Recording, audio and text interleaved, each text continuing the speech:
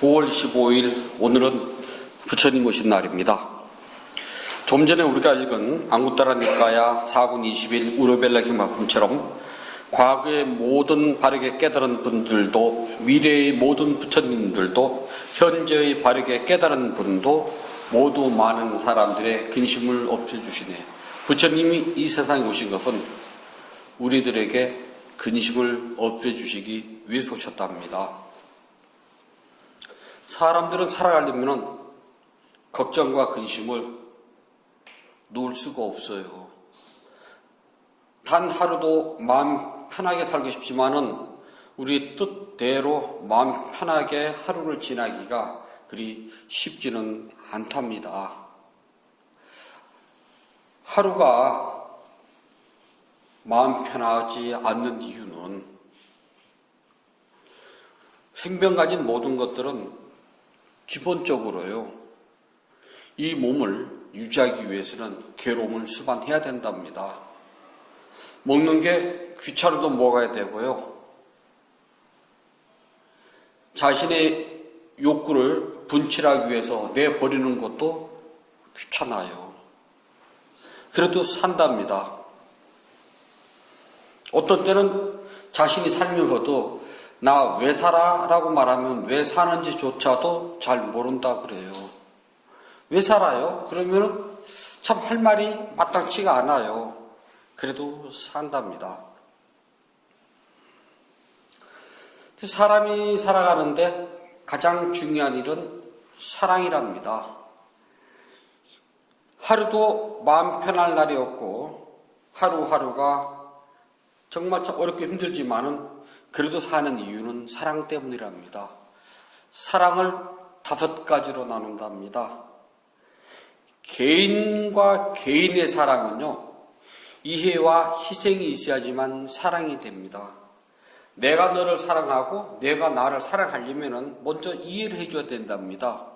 왜냐하면 우리 모두는 태어난 환경, 성장 과정, 그 다음에 친구, 학업 같은 게 단 하나도 없습니다. 그 사람 둘이 만나서 결혼하고 지져먹고 살아요. 연애를 할 때는 눈에 보이는 게 없다고 그러네요. 하지만 살다 보면은 자신이 살아온 삶의 조건들이 적나라하게 드러나요. 같지가 않답니다. 그거 이해하는데 40년 걸리나요? 20년 걸리나요? 결혼 생활에서 20년이면 대충 안다고 그러네요. 빵을 만들려면은요, 숙성이라는 과정이 필요합니다. 밥은요, 뜸을 들이는 과정이 필요합니다. 숙성과 뜸이라는 공통점을 보게 되면은 기다려야 된다는 겁니다. 그 기다리는 것을 우리는 희생이라고 그래요. 희생의 시간에 서로가 이해가 필요하답니다. 그래서 이해와 희생은 좀 진실해야 돼요. 진실하지 않으면 오래가지 못한답니다. 두 번째 사랑은요, 이웃 간의 사랑이랍니다. 이웃이 함께 살려면 배려와 협력이 필요하답니다. 내가 조금 불편하고 손해를 본다 싶어도요, 다음에 내 처지를 생각을 해가지고 조금만 참아주면 다음에 나한테 돌아오거든요. 근데 이웃 간에 살면서 배려와 협력이라는 것은 그렇게 쉽지는 않답니다.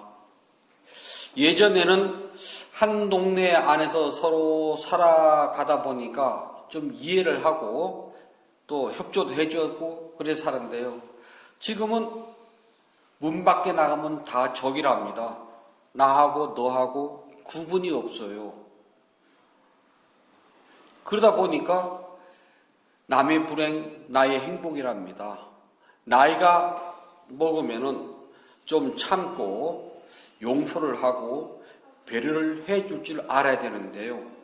우리 사회는 나이가 먹어도 똑같답니다. 여부이나 하면은 발달 장애인들이 어른이 되어가지고 결혼을 했다고 합니다. 문제는 또 심각해졌다고 그래요.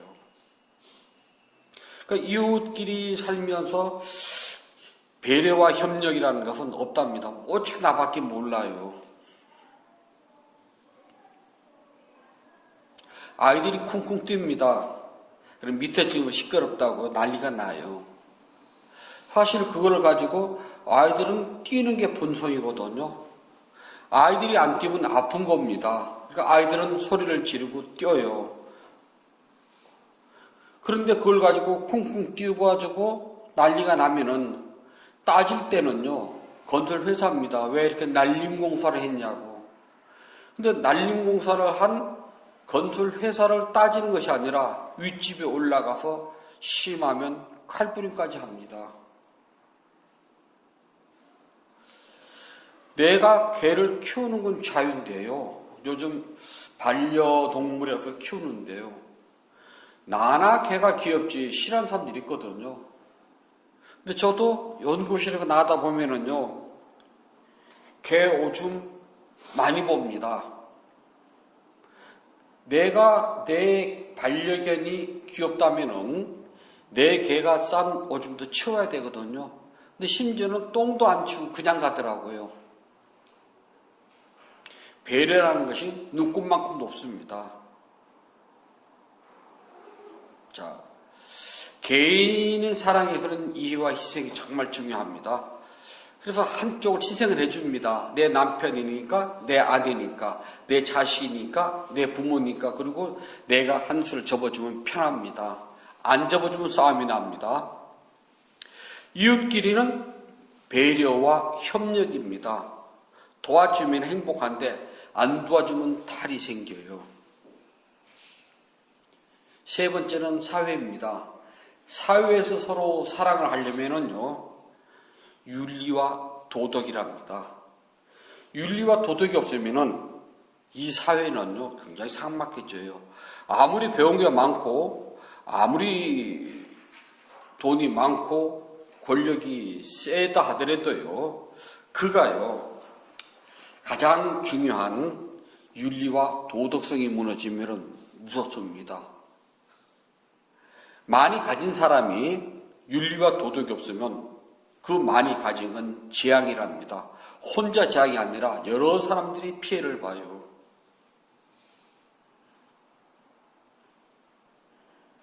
요즘 가습기 때문에 난리돼요.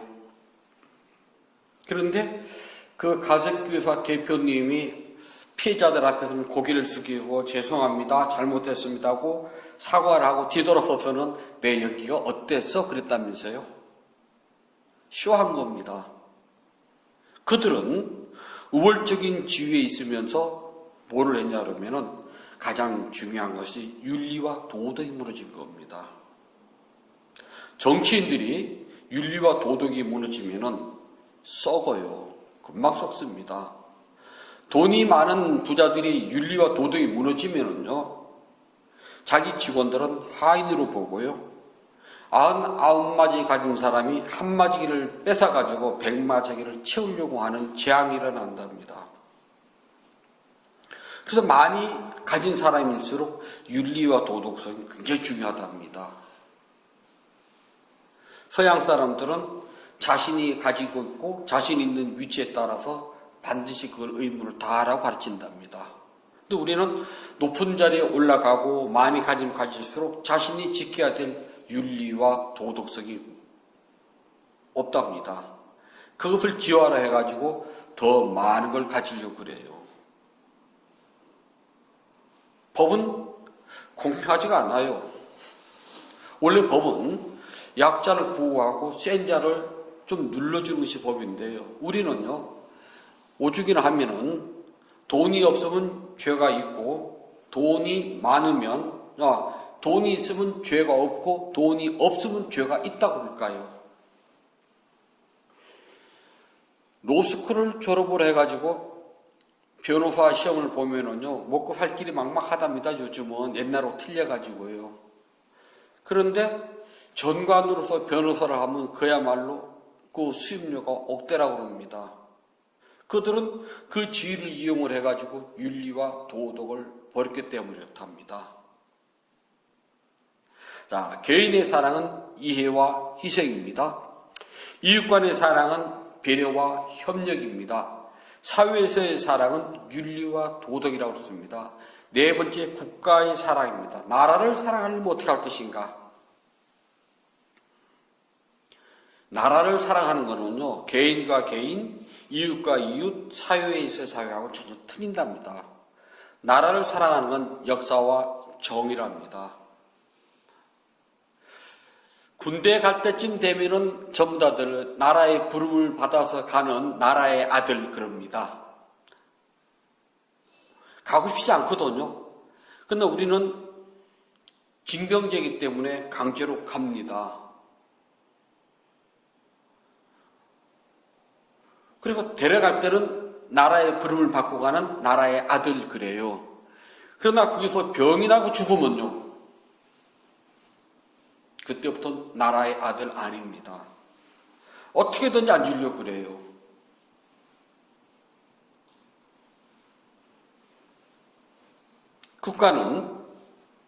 우리는 국가를 사랑합니다. 국민은 국가를 사랑해요. 국가도 국민을 사랑해 줘야 됩니다. 이 사랑에는 정의가 있어야 됩니다. 정의가 없으면은요, 이거는 국가가 사랑하지 않는 겁니다. 정의 속에는 반드시 역사가 들어야 됩니다. 국민이 국가를 사랑하고 국가가 국민을 사랑하는 것은 역사와 정의 둘밖에 없답니다. 역사를 잊어버리면은 그 국가는 피는쭉 또 망할 수밖에 없어요. 왜냐하면 역사의 수레바퀴는 계속 같은 자리를 돌기 때문입니다.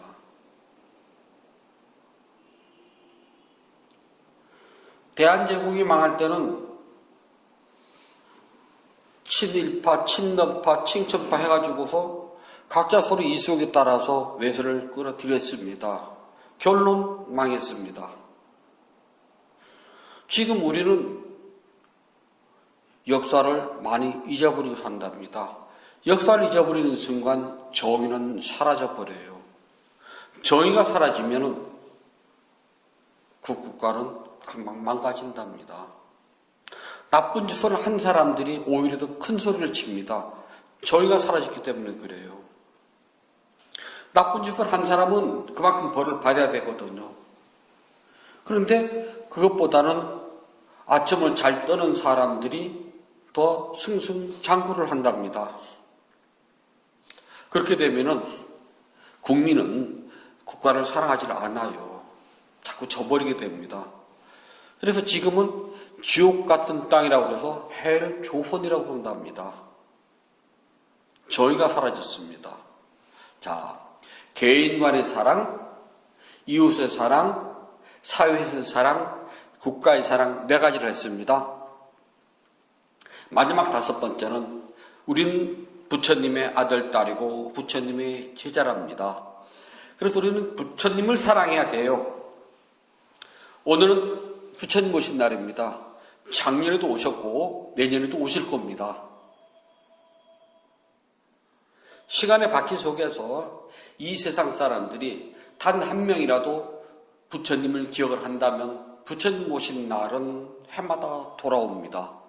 그렇다면 우리는 부처님의 진리의 아들, 딸로서 또 부처님의 제자로서 어떻게 부처님을 사랑할 것인가 하고 생각 좀 해봐야 된답니다. 아이들이 그림을 그립니다. 부처님 사랑해요를 그려요. 그래서 써놓습니다.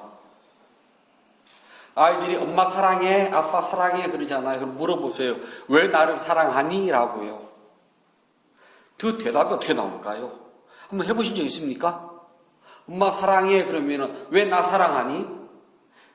아빠 사랑해 그러면 왜 나를 사랑하니? 왜 나를 사랑하냐고 물어보세요.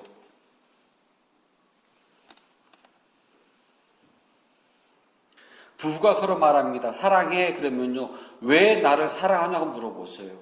왜 나를 사랑하냐고요. 그냥 살아왔으니까 그건 말고요. 우리는 부처님을 사랑합니다. 그럼 전 2560년 2660년 부처님 오신 날을 맞이해가지고요. 왜 부처님을 사랑합니까? 라고 전 묻습니다.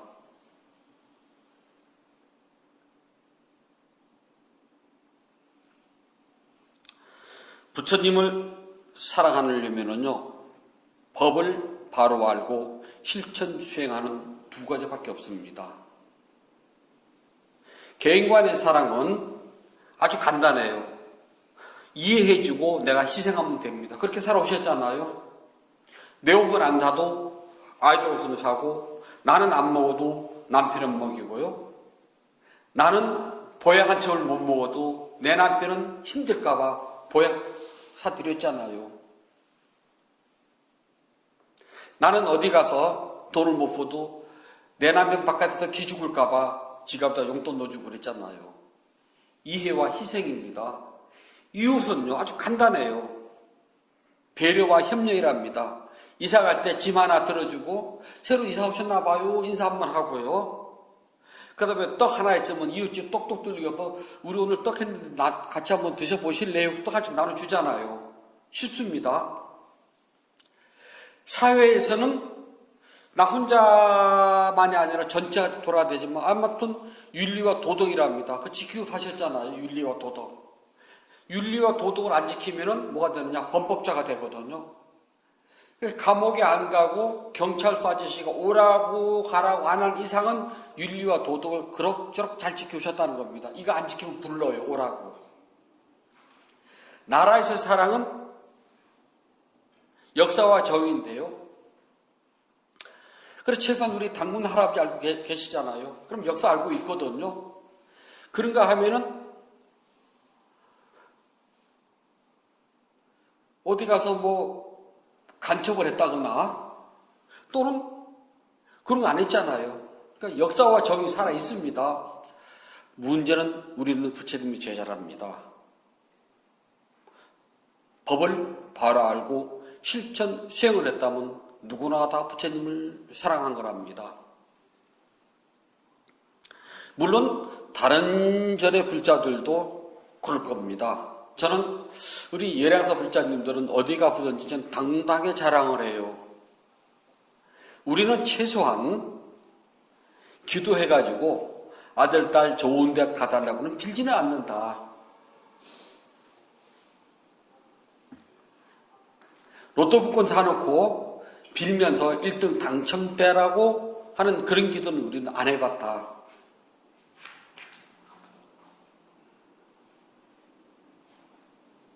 삼재 푼다고 정월달에 부적장사는 안 해봤다. 그러면 우리 참 바르게 잘 나간 거랍니다. 그 다음 예랑사 불자님들은 아무리 바빠도 1년에 한 번 정도는 짧게라도 몇 시간씩 수행을 하셨잖아요. 성공한 겁니다. 내가 가장 위급하고 내가 가장 힘들 때는 나도 모르게 마음을 챙긴다면 우리 불자들은 성공한 거랍니다. 그렇게 챙겨줍니까? 챙겨줘야 된답니다. 부처님을 사랑하는 것은 가르침과 실천이랍니다. 부처님을 사랑하는 불자들은 언제든지 정법을 알고 정법에 머물러야 됩니다. 그리고 정법을 실천해야 된답니다. 왜냐하면 부처님이 가신 그 길을 나도 따라가기 때문에 그렇답니다. 정법을 아는 불자들은 4가지 위대함이 있다고 합니다. 이 4가지 위대함 때문에 불법은 오래오래 머물러요. 그래서 정법을 아는 불자들은 4가지 위대함과 늘 함께 머물고 있답니다. 첫 번째는 구참비구들이랍니다. 절집에 오래오래 사신 스님들. 이 스님들은 열심히 수행하고 부처님의 가풍을 지켜왔습니다. 그리고 부처님의 법이 사라지지 않도록 잘 지켜왔습니다.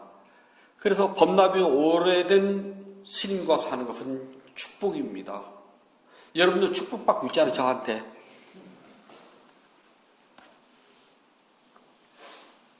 두 번째는 신참 스님이랍니다. 신참 스님이 절에 있다는 것은 그 절이 앞으로도 부처님 법이 끊어지지 않고 오래오래 계속 전해질 수 있다는 희망이랍니다. 전에는 있었는데 요즘은 없네. 주스님이 신참 하나 두셔야 돼요. 그래서 구참과 신참이 있으면 그 절은 축복이랍니다. 자, 두 가지입니다. 여러분들도 늘 발언해요. 열애양사 주스님이 상자를 더 돌도 말고 한 탓을 더 가지고 늘 이렇게 신참 스님들한테 새로운 법을 들을 수 있도록. 구참은요, 저희는 그냥 앉아서 기침만 하면 끝납니다. 세 번째는 청정 범명을 닦는 겁니다. 부처님께서 정해놓은 법을 잘 알고서 닦아야 됩니다. 모든 법은 부처님께서 만드셨습니다. 법을 만든 것도 부처님이고 법을 없앤 것도 부처님이랍니다. 우리가 부처님께서 만들어 놓은 법을 없앨 수도 없고 새로 만들 수도 없습니다. 근데 우리는 한국인이니까 해가지고 한국식으로 법을 만들어 버려요. 물론 부처님 법이 전해진 그곳의 풍토, 기후, 환경 무시할 수가 없습니다. 인도처럼 열대지방에서는 헝겊 한 장 두르고 1년 365일을 살 수 있지만 우리처럼 사계절이 분명한 데서는 헝겊 한 장과 맨발로 겨울을 지날 수가 없습니다. 여름에는 탁발을 할 수가 있지만은 한겨울에 헝겊 한 장 두르고 맨발 벗고 탁발 나갔던 다들 얼어 죽어요. 그런 것은 우리가 인정한다는 겁니다. 하지만 얼토당토도 않는 없었던 법을 부처님 이름을 빙자해가지고 만들거나 있었던 좋은 법을 없애서는 안 된다는 겁니다. 자, 네 번째는 스님들이요, 공양을 많이 얻는 것이 위대함이랍니다. 좀 이상하네. 불자들은 우리가 많이 얻어야지 왜 스님들이 많이 얻을까 그러잖아요.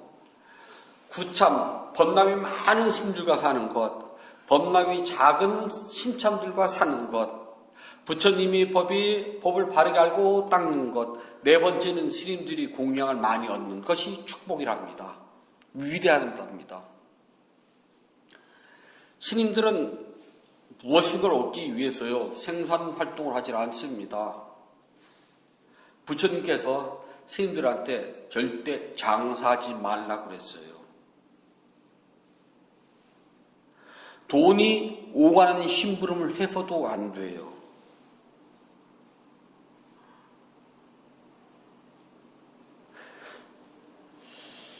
그러다 보니까 또 농사도 져서 안 돼요. 스님들 농사 못 짓습니다. 예를 들어서 절에서 매주 장사를 합니다. 여러분들이 콩을 사다가 매주를 써가지고 여러분들이 파는 건 상관없다마는 스님들이 콩을 사다가 매주를 써가지고 띄워가지고 스님들이 직접 판다면 잘못된 겁니다. 해서는 안 돼요. 스님들은 오직 부처님 법을 널리 펴는 것이 주 임무고 그 법을 그대로 닦는 것이 주 임무지 경제활동을 하는 게 아니랍니다.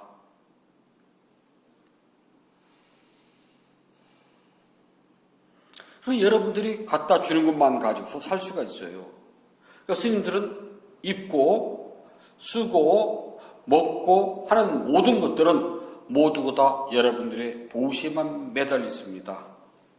그래서 스님들이 충분한 공양을 받는다는 것은 그 절에 살고 있는 스님들뿐만 아니라 불교가 아직까지 망하지는 않고 잘 유지되고 부처님 법이 바르게 전파된다는 소리입니다. 왜냐하면 부처님께서는 언제나 불자들에게 보시를 권했기 때문입니다.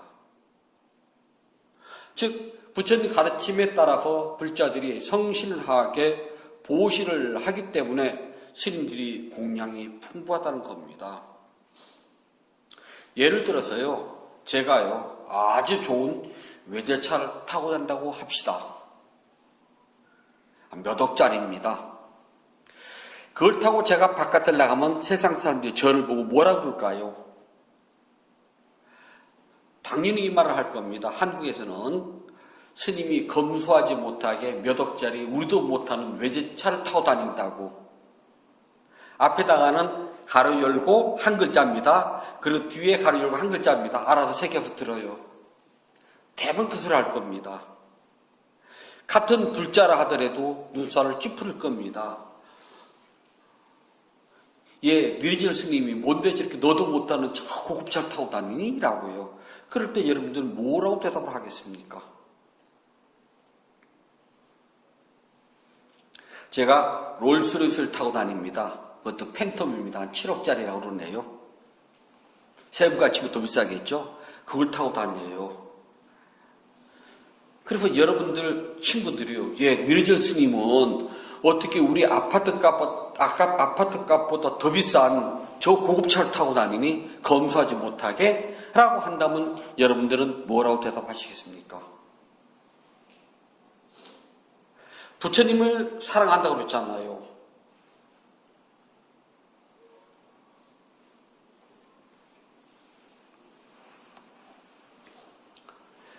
차를 먹습니다.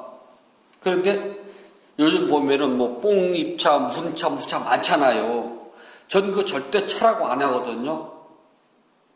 대추차가 아니라 대추탕. 쌍화탕 그러지 쌍화차라고는 안 그러잖아요. 찻잎이 들어간 걸로 만들 때만 찹니다. 즉 쌀밥 그럴 때는 순진 쌀만 들어가지 쌀밥이잖아요. 쌀로 한 밥이잖아요. 거기에 콩이 들어가면은요. 보리가 들어가면은요. 좁쌀이 들어가면요. 쌀밥 안 그럽니다. 그게 아무리 쌀이 많은데요. 좁쌀 한 숟가락이 들어가도요. 그건 잡곡밥입니다. 쌀밥이라고 그러지 않아요. 한솥 그득 쌀밥을 했어도요. 그 위에 살짝 콩을 얹으면 우리가 콩밥이라고 그럽니다. 쌀밥 아닙니다. 즉 차나무에서 딴 찻잎을 가지고 만든 것만 찹니다. 스님들이 제가 고급차를 탑니다. 그럴 때예요. 여러분들 간단합니다. 차의 원리로 돌아가면 돼요. 보시에서 타고 다니는 거랍니다. 끝. 스님들은 불자들이 보시를 한 것에 대해서요. 거부할 권리가 없습니다. 단 하나만 거부를 한답니다. 삼보를 비방한 사람이 보시를 할 때는 그 보시는 받지 않습니다. 그 나머지는요. 어떤 보시든지 받아야 할 의무밖에 없습니다. 즉 여러분들이 독약을 주면 그걸 먹고 부리면 주가 된다는 소리예요. 불자들이 무엇을 보시하든 그것이 크든 작든 귀하든 천하든 다 받습니다. 부처님께서 한때 탁발을 나갔는데 한 어린아이가요. 아이들이 이제 놀고 있습니다. 근데 이거는 쌀창고, 우리 그렇게 소꿉장을 하잖아요. 이건 솥단지, 이건 우리 집, 그리고 노는데 저기서 부처님께 보시니까 그 아이가 쌀창고에서요. 흙을 좀 떠다가요. 부처님 바로에다 탁 넣어드리는 겁니다. 부처님, 제 쌀창고에서 끓인 쌀입니다. 어른들의 눈에는 흙이지만은 소꿉장을 하고 놀고 있는 그 아이에게는 분명히 쌀창고였습니다. 그 쌀창고에서 쌀을 떠가지고 부처님 바로에다 넣어드렸습니다. 자, 우리의 시각에서는 흙이지만은 그 아이의 시각에서는 순수한 쌀이었습니다.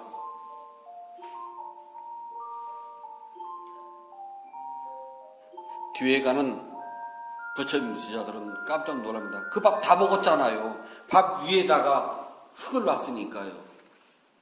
부처님께서는 이 아이는 진실한 보시를 하였다. 너희들의 눈에는 저기 흙으로 보이느냐? 저 아이의 눈에는 쌀로 보였다. 그래서 쌀창고에서 쌀을 꺼내서 쌀을 붙여 올린 거다. 저 공덕으로 저 아이는 인도의 모든 흙을 줄 것이다. 아쇼카 대왕의 전생 설화였답니다. 한 줌에 흙을 올리기 때문에 흙이 있는 그곳 인도의 전 땅을 다 통일을 했습니다. 그와 마찬가지로 스님들은 부처님이 정한 법에 따라서 불자들이 하는 모든 공양은 다 받습니다. 그래서 스님들이 공양을 많이 받는 것이 위대하답니다. 열양사초 파일러는 꼭 1000명이 왔어요. 이제 1100명째네. 우리는 일당 100이잖아요. 그래도 든든하답니다. 우리 적다고 그래서 못 먹느냐? 아니, 제가 어디든지 가서 그 말 한답니다. 열양사 신도가 많고 적을 떠나가지고서 나 일단 기본적으로 잘 먹고 풍요로워. 풍요로운 것은요, 개인적 주관입니다. 상대적으로 비유를 하면은 못 살아요. 하지만 주관적으로 저를 보면 저 굉장히 풍요롭습니다. 여러분들도요, 비교를 하면은 궁색하지만은 비교하지 말고 주관적으로, 객관적으로 버려요. 그러면 굉장히 풍요롭습니다. 나 굉장히 풍요롭다 그럽니다. 우리 불자들은 늘 공양을 올려. 그래서 우리 도량은 위대함이 흘러 넘치는 도량입니다. 스님들이 공양을 잘 받는다고 하는 것은 승가가 튼튼하다는 소리입니다. 승가가 튼튼하다는 것은, 스님들이 모임이 튼튼하다는 것은 불법이 망하지 않는다는 징조랍니다. 이 네 가지 위대함이 갖춰졌기 때문에요, 스님들은 언제나 존중하고 또 존중받을 대상이 된답니다. 부처님의 어머니이자 양모이자 이모입니다. 마하 프라자파티 부인이 부처님이 성도 후 6년 만에 고향으로 돌아가십니다. 오랜 시간이 걸렸습니다. 출가해서 12년 만에 고향으로 갑니다. 부처님 오신다는 소리 듣고 왕비님이 손수 길쌈을 합니다. 그리고 물을 잘 들여서 제단을 해가지고 바느질을 합니다. 가사 2벌을 만들었습니다. 부처님께서 성에 들어오시자 어머니는 성 밖에 나셔가지고 부처님 오신다고 해서 제가 직접 손수 길쌈을 하고 물을 드리고 제공을 한 가사입니다. 받아주십시오. 어머니시여, 그 가사를 스님들에게 올리십시오. 3번 이야기합니다. 나의 몸은 이 세상에서 시간이 되면 사라집니다. 그러나 승가는 내가 떠난 다음에도 남아 있습니다. 때문에 승가에다가 공양을 한 것은 나에게 공양한 것과 같습니다. 부처님에게 공양한 것은 부처님 겁니다. 스님들께 공양한 것은 스님들 거랍니다. 스님들에게 공양을 한다는 것은 부처님을 사랑하고 존중하는 것과 똑같답니다. 부처님을 사랑하는 것은 법을 바로 알고 실천 수행하는 것이라고 그랬습니다. 법을 바로 안다는 것은 불자들이 언제든지 넉넉한 마음을 가지고 보시를 한다는 것이 몹시 중요하답니다. 자, 부처님 법 쉽습니다. 실천하면 됩니다. 실천을 하기 위해서는 바로 알아야 된답니다. 여러분들은 그동안 법회를 통해 가지고서 부처님 법이 무엇인가를 바로 알았습니다. 이제 실천을 하면 된답니다. 올해는요, 시간이 나시면은 조금이라도 쪼개가지고 수행을 좀 하세요. 제일 좋은 거랍니다. 염라대왕이 여러분들의 가슴을 두들길 때는 늦어요. 염라대왕이 가슴을 두들기기 전에 조금씩 수행을 해놓으면 염라대왕이 가슴을 두들기게 되면 두려워하지 않게 된답니다.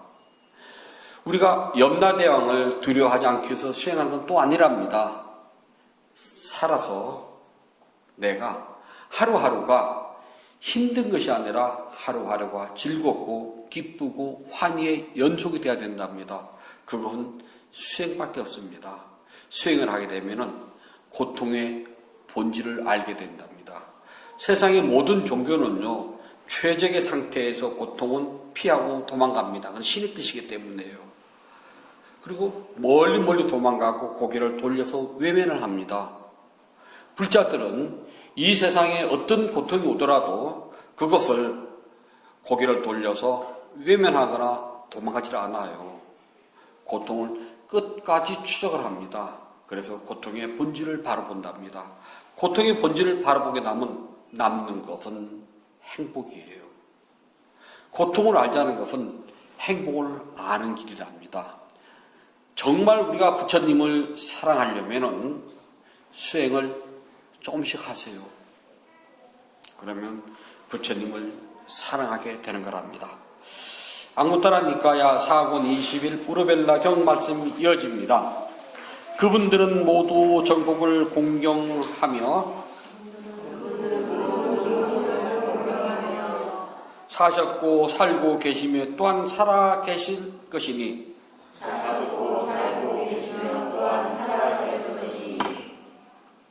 이것은 모든 부처님들의 법다움이라네.